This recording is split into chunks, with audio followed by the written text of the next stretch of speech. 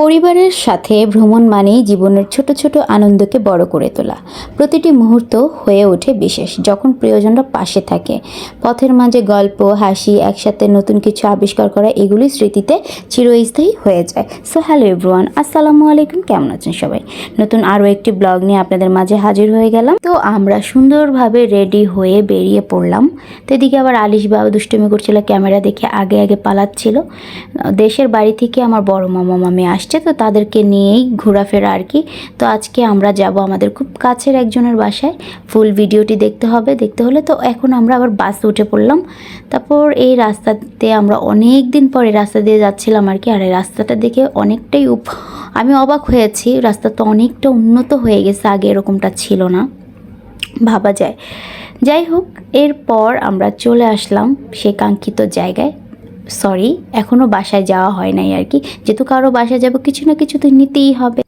এই তো আমরা এখন অটোতে উঠে পড়লাম বাসায় যাওয়ার জন্য আর কি। তো এখান থেকে স্ট্যান্ড থেকে অটো লাগবে, অটো বা রিক্সা যে যেটা আসে আর কি। তো আগে এই যে সামনে একটা নদী দেখতে পাবেন, এই তো এই নদীটা হচ্ছে তুরাগ নদী। আগে হচ্ছে নৌকা দিয়ে পারাপার করা লাগতো অনেক বছর আগে।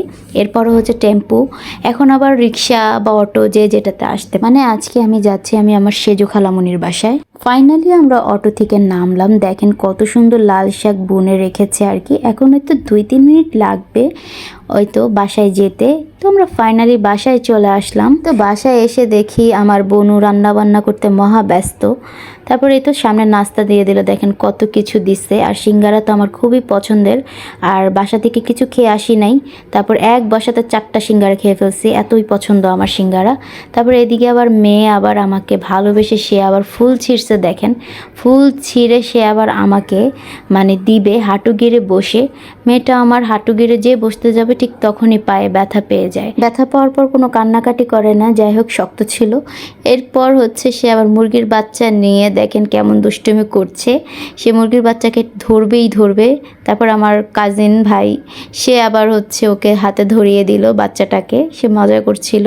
এদিকে খালামুনি খাবারও দিয়ে দিয়েছিল। তো এই তো খাবারগুলো দেখেন কতটা ইয়ামি লেগেছে, আর খাবারগুলো অসম্ভব মজার ছিল। আর মাটির চুলায় রান্না খেতে কিন্তু খুবই মজার লাগে। আমি আমার শ্বশুরবাড়ি গেলেও পেট ভরে ভাত খেতে পারি আর কি। আর বাসায় বেশি একটা ভালো লাগে না, মাটির চুলার রান্নাটা একটু খুবই অন্যরকম লাগে।